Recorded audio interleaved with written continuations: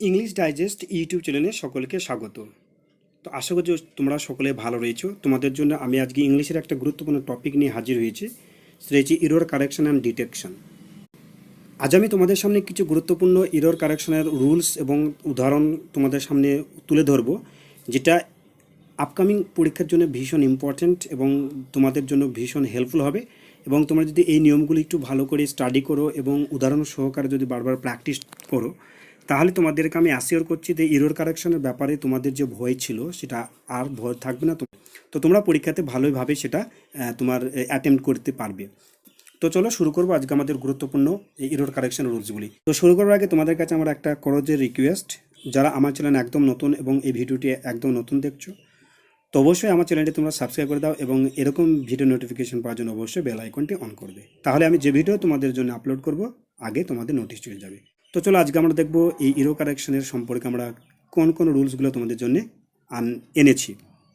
ফার্স্টে যে রুলসটি তোমাদের সামনে তুলে ধরবো সেটা দেখো, যে if two singular nouns are joined by and the first singular noun is preceded by article a and b, or possessive adjectives are used as the subject of the sentences, it expresses the same person, so it takes always singular verb. ওকে, তো এটা যে বাংলা যে রুলসটা হচ্ছে যে দুটি singular noun যদি and দ্বারা যুক্ত থাকে এবং প্রথম সিঙ্গুলার নাউনের আগে যদি এ এন দি কোনো একটি আর্টিকেল থাকে, অথবা পসেসিভ অ্যাডজেক্টিভগুলো কী কী, my, our, your, his, her, এগুলো যদি থাকে, তাহলে সেই দুটো সিঙ্গুলার নাউনকে একই ব্যক্তি হিসেবে প্রকাশ করা হয় এবং তারপরে যে ভার্বটা বসবে সেটা হচ্ছে সর্বদাই সিঙ্গুলার ভার্ব। ক্লিয়ার? তো চলো আমরা উদাহরণ সহকারে তোমাদের সামনে এটা তুলে ধরবো। তো দেখো, দুটো বলা হয়েছিল যে দুটো সিঙ্গুলার নাউন অ্যান্ডার যুক্ত থাকবে। ওকে, তো এখানে দেখো দুটো সিঙ্গুলার নাউন অ্যান্ডার যুক্ত রয়েছে। একটা সিঙ্গুলার নাউন হচ্ছে কি হেডমাস্টার এবং দ্বিতীয় সিঙ্গুলার নাউন হচ্ছে তোমার সেক্রেটারি। এই দুটি সিঙ্গুলার নাউন অ্যান্ডার যুক্ত রয়েছে এবং নিয়ম অনুযায়ী বলা ছিল যে যদি প্রথম সিঙ্গুলার নাউনের আগে যদি কোনো আর্টিকেল থাকে অথবা পসেসিভ অ্যাডজেক্টিভ থাকে, তাহলে যে সিঙ্গুলার নাউন দুটো একই ব্যক্তি এবং তারপরে যে ভার্বটা বসবে সর্বদাই সিঙ্গুলার ভার্ব। ওকে, তো এখানে উদাহরণ দেখো, দ্য হেডমাস্টার অ্যান্ড সেক্রেটারি। তো হেডমাস্টার আগে দি রয়েছে আর্টিকেল এবং তারপরে যে ভার্বটা বসে সেটা সিঙ্গুলার ভার্ব, অর্থাৎ এইটা হচ্ছে সঠিক অ্যান্সার। ওকে, তো সিঙ্গুলার ভার্ব কোনগুলা? তো সিঙ্গুলার ভার্ব হচ্ছে দেখো, প্রেজেন্ট টেন্সে ইজ, এম এবং পাস্ট টেন্সে হচ্ছে ওয়াজ এবং প্রেজেন্ট পারফেক্ট হচ্ছে হ্যাজ। ওকে, এগুলো হচ্ছে তোমার সিঙ্গুলার ভার্ব। আর প্লুরাল ভার্ব হচ্ছে প্রেজেন্ট টেন্সে আর, পাস্ট টেন্সে ওয়ার এবং পারফেক্ট টেন্সে হ্যাভ। এবং মূল ভার্বের ক্ষেত্রে যেটা প্রবলেম হয় যে যদি কোনো মূল ভার্বের সাথে এস যোগ থাকে তাহলে সিঙ্গুলার ভার্ব, আর যদি এস যোগ না থাকে তাহলে সেটা প্লুরাল ভার্ব। ওকে, দুই নম্বর উদাহরণ দেখবো যে দেখো, প্রথম উদাহরণটা আমরা আর্টিকেল হিসাবে দিয়েছিলাম, দ্বিতীয় উদাহরণ দেখো দেওয়া আছে যে ব্রাদার অ্যান্ড গার্জেন, দুটো হয়েছে নাউন এবং তার আগের কিন্তু নাউন বলা ছিল যে পসেসিভ অ্যাডজেক্টিভ অথবা আর্টিকেল যদি থাকে তাহলে পরে যে ভার্বটা হয়েছে সিঙ্গুলার ভার্ব। ওকে, পসেসিভ অ্যাডজেক্টিভগুলো কী কী তোমাদের রুলসে লিখে দেওয়া রয়েছে, তোমরা দেখে নাও। তো এখানে আমি হ্যাজড হয়েছে সঠিক অ্যান্সার আর এখানে ওয়াজড হয়েছে সঠিক অ্যান্সার। ক্লিয়ার? তো চলো আমরা দুই নম্বর উদাহরণ দেখব, যে দুই নম্বর উদাহরণ বলা আছে দেখো, ইফ টু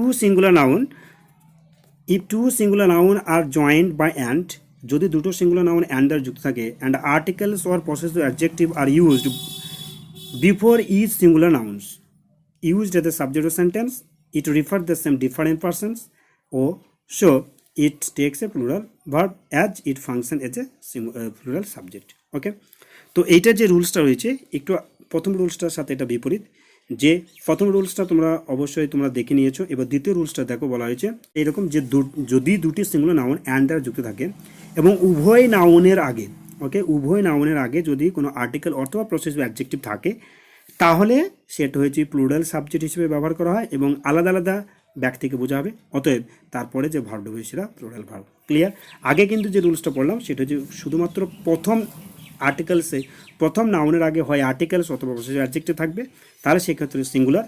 আর যদি উভয় নাউনের আগে যদি আর্টিকেলস অথবা পসেসিভ অ্যাডজেক্টিভ থাকে তাহলে আলাদা আলাদা ব্যক্তিকে বোঝাবে এবং তারপরে যে ভার্ব হবে সেটা হচ্ছে প্লুরাল ভার্ব। ওকে, তো এখানে দেখো যে উদাহরণটা আমরা দেখবো, যে বলা আছে দেখো, the coach and the captain. Okay, তো এখানে দেখো কোচ এবং ক্যাপ্টেন অ্যান্ড দ্বারা যুক্ত রয়েছে এবং কোচের আগে দেখো আর্টিকেল বসছে এবং ক্যাপ্টেনের আগে আর্টিকেল বসছে। অতএব কোচ আর ক্যাপ্টেন দুটো আলাদা ব্যক্তি, সেই জন্য এরপরে যে ভার্বটা বসবে সেটা হচ্ছে প্লুরাল ভার্ব, অর্থাৎ ওয়ার বসবে। ওকে, এখানে যদি ওয়াজ বসে তাহলে কিন্তু ভুল। একটু মনে রাখবে, এটা কিন্তু কনফিউশন হয়ে যায় যে এইটা তোমাদের দেখতে হবে যে প্রথম আর্টিকেলটা সকলে দেখলা, কিন্তু দ্বিতীয় নাউনের আগে যদি আর্টিকেলটা থেকে যায় এবং তারপরে কিন্তু অবশ্যই প্লুরাল ভার্ব বসবে, আর যদি না থাকে তাহলে সিঙ্গুলার ভার্ব। এইটা তোমাদের মনে রাখতে হবে যে দ্বিতীয় নাউনের আগে আর্টিকেলস বা পসেসিভ অ্যাডজেক্টিভ আছে কিনা, এটা ক্লিয়ার করে তবে কিন্তু বুঝতে পারবে। নইলে কিন্তু দেখো গেল যে প্রথম রুলসটা বা তোমার দুটো রুলসই পড়ে গিয়েছো, কিন্তু দেখা গেল তুমি মিস্টেক করে ফেলেছো যে প্রথম অর্থাৎ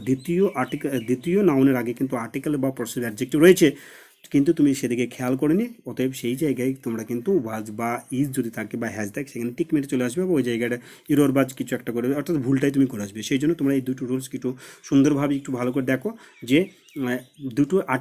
দুটো নাউনের আগে যদি আর্টিকেল বা পসেসিভ অ্যাডজেক্টিভ থাকে তাহলে সেটা প্লুরাল ভার্ব বসবে, এবং যদি প্রথম নাউনের আগে আর্টিকেল বা পসেসিভ অ্যাডজেক্টিভ বসে সেই বসবে সিঙ্গুলার, সেই ক্ষেত্রে বসবে সিঙ্গুলার ভার্ব। ওকে, এইটা হচ্ছে তোমার মেন নিয়ম। ওকে, তারপরে দেখো আরেকটা উদাহরণ হচ্ছে যে a poet and a philosopher, তাহলে দুটো আলাদা আলাদা ব্যক্তি বোঝাচ্ছে, সেই জন্য হ্যাভ বসবে। ওকে, তো হ্যাভ হয়েছে সঠিক অ্যান্সার। ঠিক আছে, এবার আমরা দেখবো তৃতীয় রুলসে দেখো দেওয়া আছে যে ফ্যামিলি রিলেটিং কিছু কিছু তোমার ওয়ার্ডস হচ্ছে যেগুলো পিয়ার ওয়ার্ডস, সেগুলোর ক্ষেত্রে আমরা কী বসবে, প্লুরাল ভার্ব না সিঙ্গুলার ভার্ব। ওকে, তো সেই ক্ষেত্রে দেখো যে family relating expressing word as used a pair word, mother father, pair words. Okay, মানে দ্বৈত ওয়ার্ডস, এবং সেগুলো যদি অ্যান্ডার যুক্ত থাকে and preceded by the possessive adjective, এবং অবশ্যই যদি কোনো পসেসিভ অ্যাডজেক্টিভ তার আগে থাকে। তো আমরা পসেসিভ অ্যাডজেক্টিভ সম্পর্কে একটু আগে জানতে পারলাম। ওকে, তো এই পসেসিভ অ্যাডজেক্টিভ যদি তোমার সেই সব নাউনের আগে যদি থাকে তাহলে it functions as a plural subject, তাহলে সেটাকে আলাদা আলাদা ব্যক্তিকে বোঝাবে এবং সেটা প্লুরাল সাবজেক্ট। অতএব প্লুরাল সাবজেক্ট হলে কিন্তু তারপরে যে ভার্বটা বসবে সেটা হচ্ছে প্লুরাল ভার্ব। ওকে, ক্লিয়ার? তো দেখো উদাহরণ কি আছে, মাই ফাদার অ্যান্ড মাদার। তো এখানে দেখো যে এই father and mother is a pair word family relating, এবং তার আগে দেখো পসেসিভ অ্যাডজেক্টিভ রয়েছে। ওকে, ফার্স্টে যেটা রয়েছে পসেসিভ অ্যাডজেক্টিভ, তো পসেসিভ অ্যাডজেক্টিভ যদি থাকে তাহলে পরে যে ভার্বটা বসে রয়েছে তোমার প্লুরাল ভার্ব। এটা কিন্তু মনে রাখবে যে প্রথম কাটা থাকতে পারে। এখানে দেখো একটু তোমাদের মানে একটু কনফিউশন হতে পারে যে পসেসিভ অ্যাডজেক্টিভটা কোথায় থাকবে, দুটোতেই থাকতে পারে অথবা একটাতে থাকবে, যেখানেই থাকুক না সেটা কিন্তু প্লুরাল ভার্ব হিসেবে বোঝাবে। কেন দেখো এখানে মাই ফাদার অ্যান্ড মাদার মানে কি, মাই ফাদার অ্যান্ড মাদার, এখানে মাইটা কিন্তু উজ্জ্ব রয়েছে, এটা কিন্তু তোমরা খেয়াল করে রাখো যে পসেসিভ অ্যাডজেক্টিভ যদি থাকে তার হয়েই থাকতে পারে বা প্রথম কাটা থাকতে পারে, তা যেখানেই থাকুক না কেন সেটা তোমার প্লুরাল ভার্ব তারপরে বসবে। ওকে, দ্বিতীয় উদাহরণ দেখো দেওয়া আছে যে his uncle and aunt want to settle in Kolkata. Okay, আলাদা আলাদা ব্যক্তি কি বোঝাচ্ছে, তো এইটা হচ্ছে ওয়ান্ট হয়েছে সঠিক অ্যান্সার। তার কারণ হচ্ছে দেখো যে ওয়ান্টস এবং ওয়ান্ট এই দুটো মনে রাখবে, যে ওয়ান্ট হয়েছে তোমার প্লুরাল ভার্ব আর ওয়ান্টস হয়েছে তোমার সিঙ্গুলার ভার্ব। কী করে বুঝবে, যদি ভার্বের সাথে যদি এস যোগ থাকে তাহলে সেটা হবে তোমার সিঙ্গুলার ভার্ব, আর যদি ভার্বের সাথে এস যোগ না থাকে সেটা হবে তোমার প্লুরাল ভার্ব। ওকে, এবার আমরা দেখবো তার পরের রুলসটি, 4 নম্বর রুলসটি দেখো দেওয়া আছে if two singular noun are joined by and used as the subject of the sentence is always takes a plural verb. আমি যে রুলসগুলো তোমাদের সামনে তুলে ধরছি সবটাই কিন্তু নাউনের সাথে কিন্তু দুটো নাউনকে কিন্তু অ্যান্ড দ্বারা যুক্ত। ওকে, তো এইটা হচ্ছে তোমার বেসিক নিয়ম যে যদি দুটি সিঙ্গুলার নাউন অ্যান্ড দ্বারা যুক্ত থাকে তাহলে তারপরে কিন্তু প্লুরাল ভার্ব বসে অবশ্যই। তো অবশ্যই সেই নাউনটি হবে কাউন্টেবল সিঙ্গুলার নাউন, এইটা তোমাদেরকে মনে রাখতে হবে। ওকে, তো যদি সেই কাউন্টেবল সিঙ্গুলার নাউন যদি অ্যান্ডার যুক্ত থাকে তারপরে যে ভার্বটা বসে রয়েছে প্লুরাল ভার্ব। তোমরা উদাহরণটা দেখতে পাচ্ছ, রোহিত অ্যান্ড সুজন আলাদা আলাদা ব্যক্তি, সেই জন্য তারপরে হ্যাভ বসবে, হ্যাজ বসবে না। ওকে, তার আর একটা উদাহরণ দেখো, a man and a boy. Okay, a man and a boy quarrels each other, কিন্তু এখানে তোমার যেহেতু সিঙ্গুলার ভার্ব বসেছে তার কারণে ভার্বের সাথে এস যোগ রয়েছে, সেই জন্য এটা ভুল, কিন্তু এখানে ভার্বের সাথে এস যোগ নেই, এর হচ্ছে প্লুরাল ভার্ব, সেটাই এটা সঠিক অ্যান্সার। ওকে, চলো আমরা তারপরে রুলসটা দেখবো, 5 number rules. If two singular uncountable nouns আর জয়েন্ট অ্যান্ড, যদি আনকাউন্টেবল নাউন অ্যান্ডার যুক্ত থাকে, আগেটা ছিল কাউন্টেবল নাউন, এবার আমরা দেখছি যদি আনকাউন্টেবল নাউন অ্যান্ডার যুক্ত থাকে and use as the subject of the sentence it expresses the class, তাহলে কোনো একটা ব্যক্তিকে, সমগ্র ব্যক্তিকে বোঝাবে, ক্লাসকে বোঝাবে, কোনো একটা আইডিয়াকে বোঝাবে, কোনো একটা থিংসকে বোঝাবে। ওকে, তারপরে যে ভার্ব সেটা হচ্ছে প্লুরাল ভার্ব। ওকে, উদাহরণটা আমরা দেখবো যে ফায়ার অ্যান্ড ওয়াটার দুটোই কিন্তু হচ্ছে আনকাউন্টেবল নাউন, অর্থাৎ আনকাউন্টেবল নাউন কোনোগুলোকে বলা হয় যে সমস্ত নাউনগুলো কোনো গোনা যায় না। ওকে, তো ফায়ার ওয়াটার গোনা যায় না, ডু নট অ্যাগ্রি, এই ডু নট হয়েছে তোমার প্লুরাল ভার্ব, এর সিঙ্গুলার ভার্ব হচ্ছে ডাজ নট, তো এটি হচ্ছে তোমার সঠিক অ্যান্সার। ওকে, তারপর আরেকটা উদাহরণ দেখবো, দেখো gold and silver are useful metals. তো অবশ্যই এখানে তোমার আর বসবে, যদি কেউ ইজ বসায় তাহলে ভুল, কেননা গোল্ড এবং সিলভার দুটো আনকাউন্টেবল নাউন এবং তারা অ্যান্ড দ্বারা যুক্ত রয়েছে। এটা তোমাদের আর একটা কনফিউশনাল একটা উদাহরণ তোমাদের সামনে তুলে ধরেছি, দেখো যে বলা হচ্ছে 2 and 2 মেক 4। আরেকটা উদাহরণ দেওয়া আছে 2 and 2 makes 4। তো দেখো আমি প্রথমে টিক মেরেছি, তারপরে ক্রস আবার টিক মেরেছি। ওকে, তো এই ক্ষেত্রে এগুলো কী হবে দেখো দাম।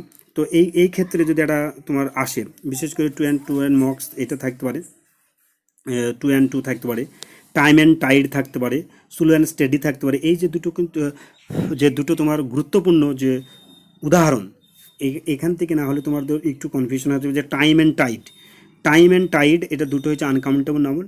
আর সেই ক্ষেত্রে তোমার কি হবে, okay, time and tide wait for none না ওয়েটস ফর নান, এটা কিন্তু একটা কনফিউশনাল তোমার বাক্য।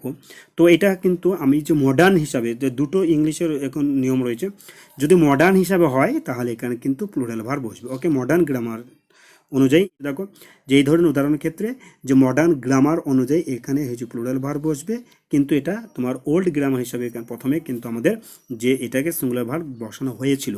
বর্তমান কিন্তু মডার্ন ভার্বের উপরে বেশি গুরুত্ব দেওয়া হয়েছে এবং সেটাকে হয়েছে প্লুরাল ভার্ব। তো এই ক্ষেত্রে তোমাদের কনফিউশন হতে পারে যে এই ধরনের পরীক্ষায় আসলে তোমার দুটো কিন্তু উভয়ই কারেক্ট।